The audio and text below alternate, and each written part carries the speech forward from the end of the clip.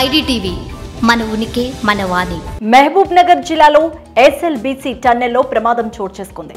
Tunnel పైకప్పు కూలిపోవడంతో 8 మంది కార్మికులు లోపల చిక్కుకుపోయారు. సహాయక బృందాలు వారి ప్రాణాలను రక్షించేందుకు అన్ని విధాలుగా ప్రయత్నాలైతే చేస్తున్నారు. టన్నెల్ లోపల బురద, రాళ్లు ఎక్కువగా పేరుకుపోవడంతో సహాయక చర్యలకు ఆటంకం ఏర్పడింది. పైగా నీటి ఊట గంటకు 10,000 లీటర్ల నీరు ప్రవహిస్తూ ఉండడంతో పరిస్థితి మరింత క్లిష్టతరంగా మారుతోంది. ఆక్సిజన్ పైపులు కూడా పగిలిపోవడంతో లోపల ఉన్న వారిపై ఆందోళన పెరుగుతోంది. ప్రస్తుతం 13.8 కిలోమీటర్ల వరకు మాత్రమే రెస్క్యూ టీమ్స్ వెళ్లగలుగుతున్నాయి. అయితే టన్నెల్ మొత్తం 14 కిలోమీటర్ల వరకు ఉంది. టన్నెల్ లోపల చిక్కుకున్న కార్మికులను కాపాడుకునేందుకు ఆర్మీ, ఎన్డీఆర్ఎఫ్ బృందాలు రంగంలోకి దిగాయి. ముఖ్యమంత్రి రేవంత్ రెడ్డి ఈ పరిస్థితిని సమీక్షిస్తున్నారు. మంత్రులు ఉత్తమ్ కుమార్ రెడ్డి, జూపల్లి సహాయక చర్యలు పర్యవేక్షిస్తున్నారు. బురద, శిథిలాలను తొలగించి చిక్కుకున్న కార్మికులను బయటకు తీయడానికి కొత్త యంత్రాలను ఉపయోగిస్తూ సహాయక బృందాలు నిరంతరంగా కృషి చేస్తున్నాయి.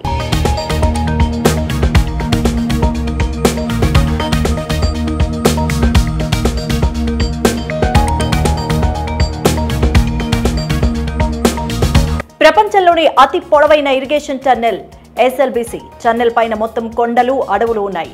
టైగర్ రిజర్వ్ ఏరియా కావడంతో అటవీ సంపదకు నష్టం వాటిల్లకుండా శ్రీశైలం ఆఫ్షోర్ కొండ కింద నుంచి ఈ టన్నెల్ నిర్మిస్తున్నారు. దీనిలో గాలి దూరదు, ఊపిరాడదు. పైపుల ద్వారా లోపలికి ఆక్సిజన్ పంప్ చేస్తూ ఉంటారు. ఇంకా 9 కిలోమీటర్ల మేర తవ్వితే ఈ ప్రాజెక్ట్ కంప్లీట్ అవుతుంది. అయితే 2 భాగాలుగా టన్నెల్ పనులు చేపడుతున్నారు. శ్రీశైలం ఆఫ్షోర్ నుంచి వృత్తాకార సర్కిల్లో డిండి రిజర్వాయర్ వరకు మొదటి భాగాన్ని తవ్వుతున్నారు. అక్కడి నుంచి గుర్రపు డెక్క ఆకారంలో మరో టన్నెల్ను ఇప్పటికే తవ్వారు. 2 రోజుల క్రింద ప్రమాదవశాత్తు పైకప్పు కూలిపోవడంతో 8 మంది టన్నెల్లోనే చిక్కుకుపోయారు. వారిని కాపాడేందుకు అధికారులు, సిబ్బంది తవ్వకాలు చేపడుతూనే ఉన్నారు.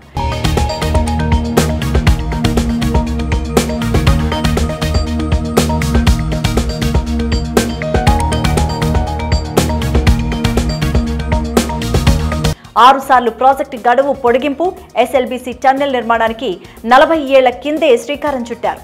1978లో నాటి సీఎం చెన్నారెడ్డి ఈ ప్రాజెక్టుకు సంబంధించిన స్టడీ చేసేందుకు నిపుణుల కమిటీని ఏర్పాటు చేశారు. సర్వే చేసిన ఆ కమిటీ సొరంగం ద్వారా నీటిని తరలించారంటూ సిఫార్సు చేసింది. 1980లో అక్కమ్మ బిలం దగ్గర టన్నెల్ పనులకు అప్పటి సీఎం అంజయ్య శంకుస్థాపన చేశారు. 3 కోట్ల నిధులను కేటాయించారు. 1983లో ఎన్టీఆర్ హయాంలో ఎడమ కాల్వ, కుడి కాల్వల పనులకు శంకుస్థాపన జరిగింది.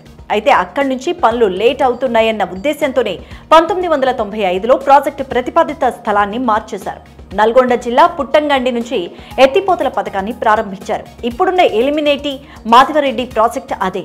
ఆ ప్రాజెక్టు ఉమ్మడి నల్గొండ జిల్లాకు సాగు, తాగునీటితో పాటు హైదరాబాద్కి డ్రింకింగ్ వాటర్ సరఫరా చేస్తోంది.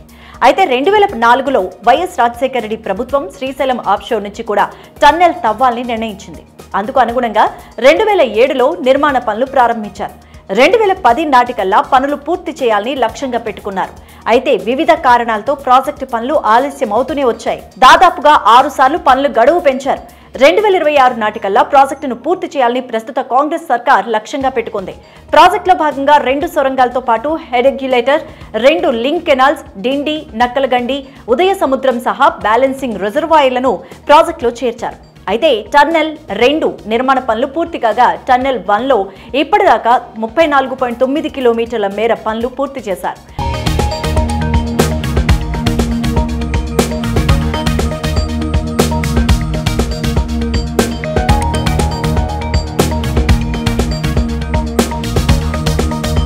టన్నెల్ వద్ద పరిస్థితిపై సీఎం రేవంత్ రెడ్డి ఎప్పటికప్పుడు సమీక్ష చేస్తూనే ఉన్నారు. సహాయక చర్యలను దగ్గరుండి పర్యవేక్షిస్తున్న మంత్రులు ఉత్తమ్, జూపల్లితో పాటు ఉన్నతాధికారులతో ఆదివారం పలుమార్లు రేవంత్ రెడ్డి మాట్లాడారు. కార్మికులను కాపాడేందుకు అన్ని విధాలుగా ప్రయత్నాలు చేయాలంటూ ఆఫీసర్స్కు ఆదేశాలు జారీ చేశారు. ఇక ఈ సందర్భంగా అధికారులు మాట్లాడారు. నిరంతరాయంగా ఉబికి వస్తున్న నీళ్లతో సహాయక చర్యలకు ఆటంకం కలుగుతోందని చెప్పారు. నీటిని బయటకు తోడేయడంతో పాటుగా టన్నెల్లో లోపల ఆక్సిజన్ కూడా అందించేందుకు ఏర్పాట్లు చేసినట్టు తెలిపారు. బురద, శిథిలాలను తొలగించి ప్రమాదం జరిగిన చోటుకు చేరుకునేందుకు కూడా ప్రయత్నాలు చేస్తున్నట్టు అధికారులు వివరించారు. ఈ కంటెంట్ పై మీ అభిప్రాయాన్ని కామెంట్ సెక్షన్ లో కామెంట్ చేయండి. మరిన్ని అప్డేట్స్ కోసం ఐడిటీవీని సబ్స్క్రైబ్ చేయండి.